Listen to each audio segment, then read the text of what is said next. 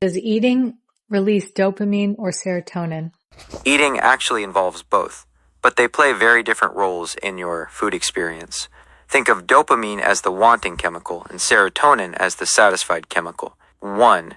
Dopamine, the reward and motivation. Dopamine is released to motivate you to find food and reward you for eating it. It's what makes food craveable. When it's released, it actually spikes before you even take a bite when you smell food or see a pizza sign, and again immediately upon tasting something delicious. The double hit, recent research shows your brain releases dopamine twice during a meal, once when you first taste the food, and a second time when the food actually hits your stomach. Specific foods, highly palatable foods, those high in sugar, salt, and fat, trigger a much larger dopamine dump, which is why it's harder to stop eating fries than broccoli. 2. Serotonin, the satisfaction and mood. Serotonin is more about your body's internal balance and the feeling of being full and content. When it's released, it generally rises after you eat, especially after consuming carbohydrates. The gut connection. Interestingly, about 95% of your body's serotonin is produced in your gastrointestinal tract. It helps regulate your digestion and tells your brain when you've had enough to eat. Mood regulation. Serotonin is why comfort foods like pasta or bread can actually make you feel calmer. Carbohydrates help the amino acid tryptophan enter the brain, where it's converted into serotonin. I'm overcoming food addiction, so I've cut out salt, oil, sugar, and I'm eating plain, bland, whole foods with no spices or seasonings to avoid stimulation effects. So no sauces or anything like that, not even lemon juice. Also, nothing processed except for Ezekiel sprouted toast, sodium-free version as a fail-safe to prevent relapse.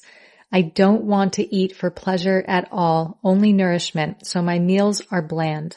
I hear how much discipline and intention you are putting into this. You aren't just dieting, you are essentially trying to recalibrate your brain's reward system by stripping away the cues that lead to loss of control. This approach, often called neuro-fasting or a dopamine detox, aims to lower the palatability of food so your brain stops viewing it as a drug and starts viewing it as fuel. How your brain responds to bland, whole foods. Since you've removed the big three, salt, sugar, and fat, and even secondary stimulants like acid and spice, several things are happening internally.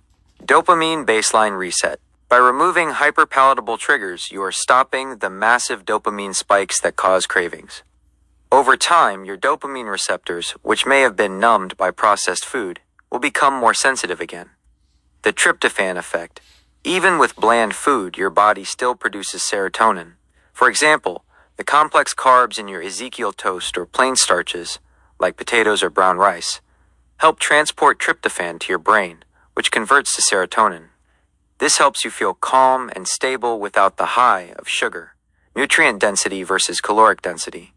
Since your brain isn't being distracted by fake signals from flavor enhancers, it can eventually get better at recognizing true hunger and satiety signals, leptin and ghrelin. Important considerations for your journey. While this is a powerful way to break an addiction cycle, here are two things to keep in mind from a physiological perspective. Sodium is an essential electrolyte. While cutting added salt is great for reducing cravings, your body does require a small amount of naturally occurring sodium for nerve and muscle function.